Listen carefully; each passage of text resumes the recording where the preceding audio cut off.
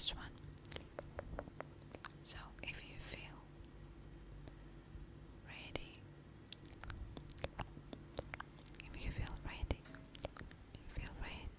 we can start.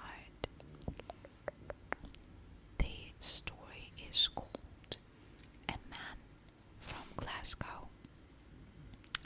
I arrive in the hotel. First chapter. I've spent many years of my life traveling all over the world. When I arrive in a new country or city, usually I'm very tired and go to bed early.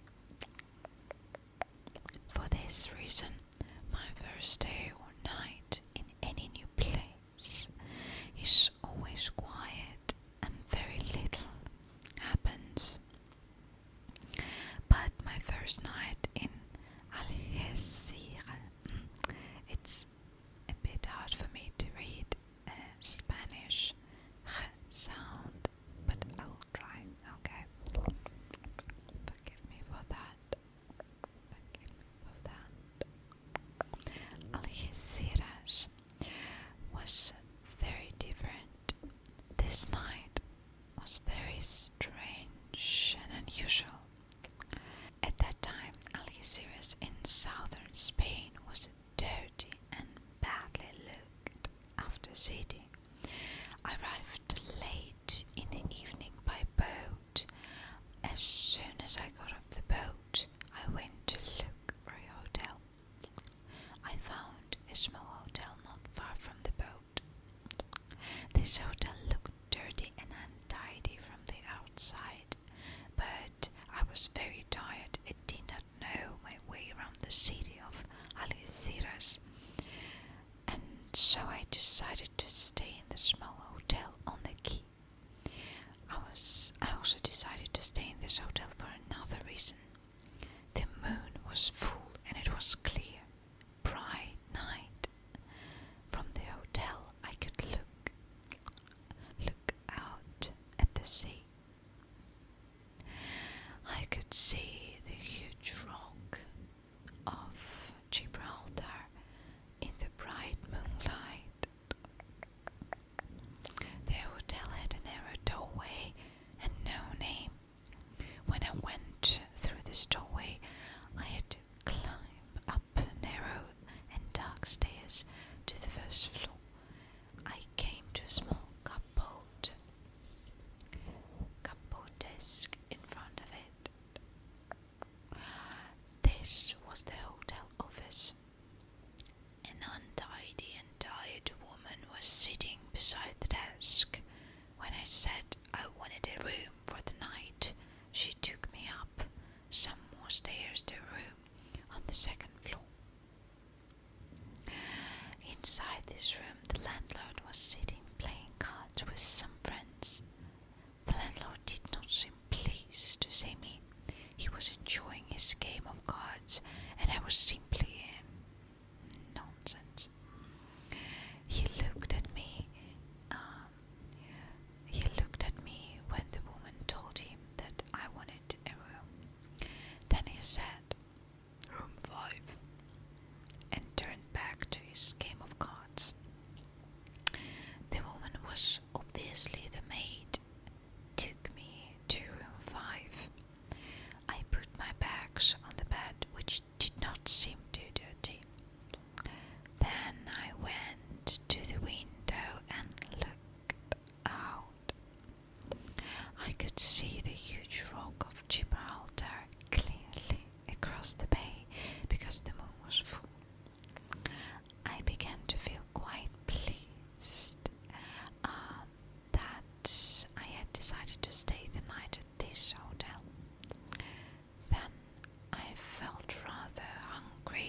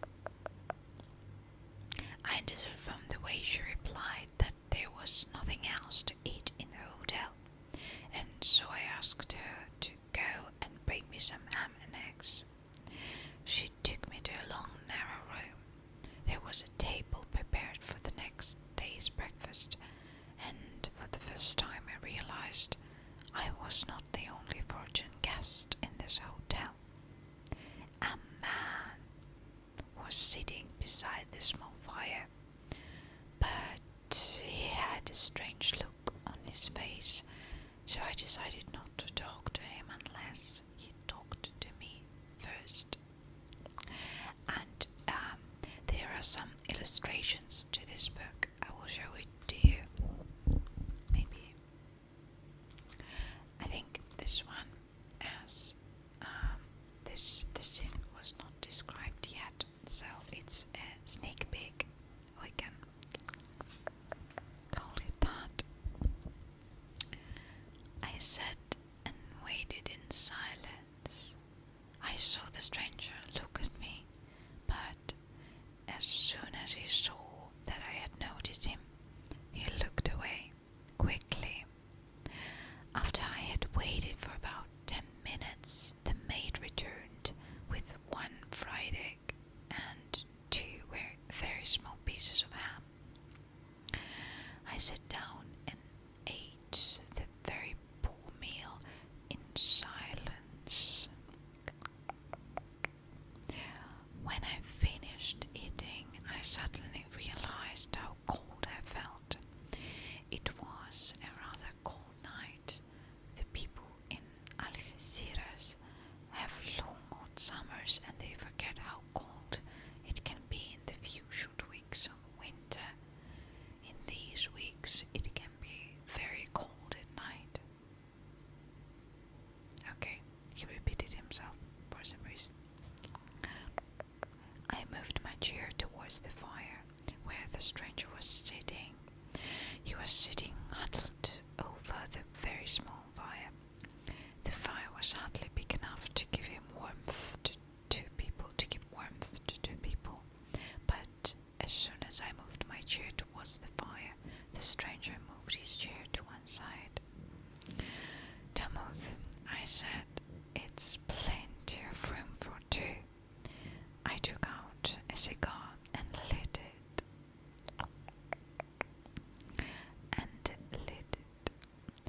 Then I turned to the stranger and offered him a cigar.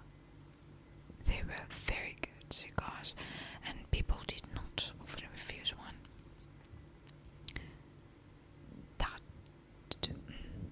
Let me find a voice for this stranger.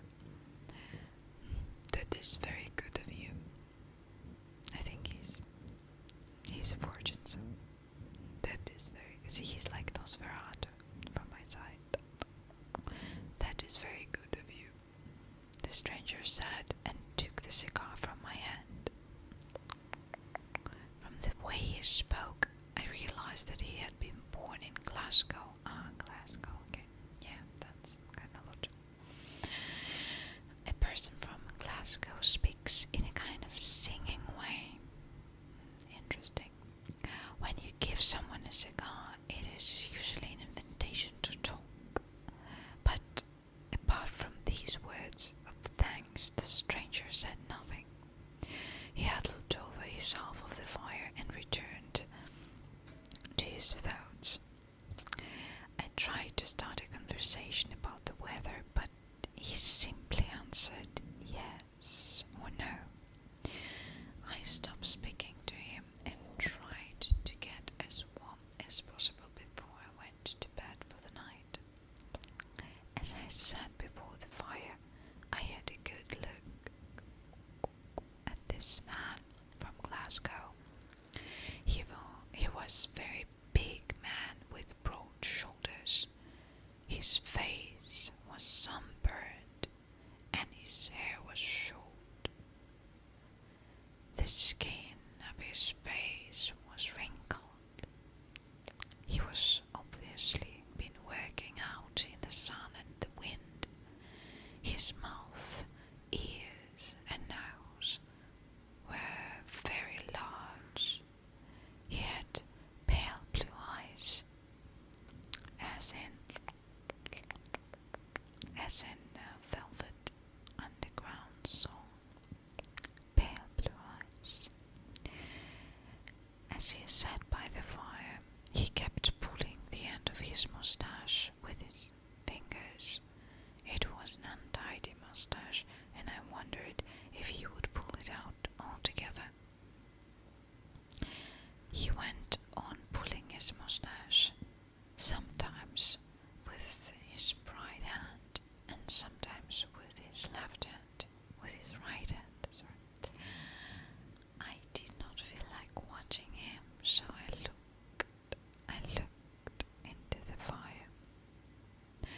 I sat for a few minutes longer before going to bed. I suddenly felt that the stranger was looking closely at me. This made me look up, and my eyes met his. I thought that he would immediately look away, but he looked away for a few seconds only. Then he looked me in the eyes again, and suddenly spoke to me. Have you just come across the Gibraltar, sorry. In my native language it's called a bit differently, so that's why I'm kind of butchering it. Have you just come across the Gibraltar? He asked. Yes, I replied briefly. I had tried to talk to the stranger earlier. Now that I wanted to go to my room, he was ready to talk, and this made me rather angry. I'm going to Gibraltar tomorrow, the stranger continued. I'm going there tomorrow, and then I will be on my way home. Thank God. The stranger said these last two words so fiercely that I felt that I had to reply. Don't you like Spain then? I asked. Oh, Spain is all right, he replied. Have you been here long? I asked politely. The fierceness of his reply shocked me. Too long, the stranger replied fiercely. Far too long. I was shocked by the way the stranger answered my question. This question of mine seemed to upset him very badly and make him angry. The stranger stood up and began to walk up, down the long, narrow room, and he walked up and down.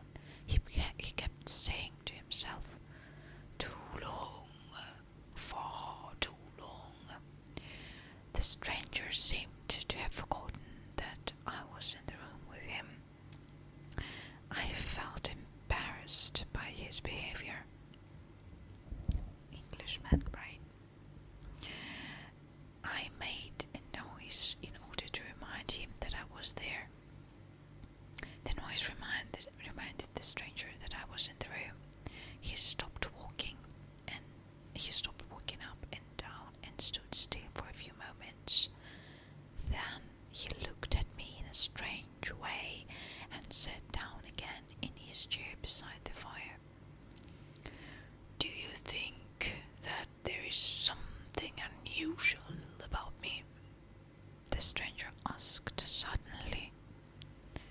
A question like that is extremely embarrassing. The main character, I feel like, has interesting problems with shame. I don't know if it's culturally wired thing or not. Maybe you can drop a comment about that type of thing, because I have no idea.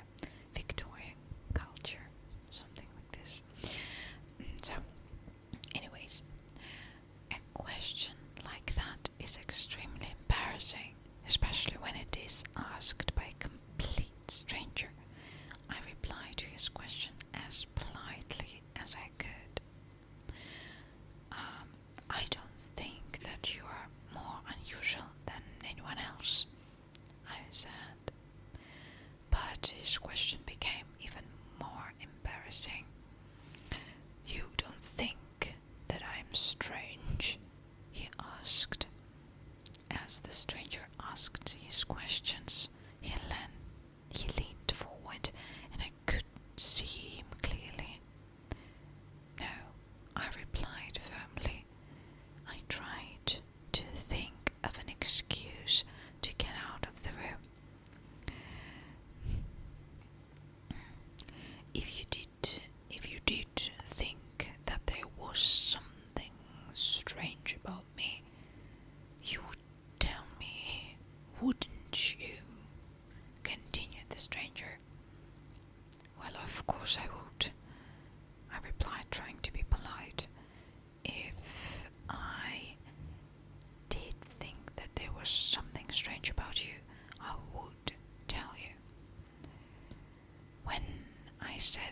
when he said these words, I was of course telling lies, but what other reply could I give to this strange man?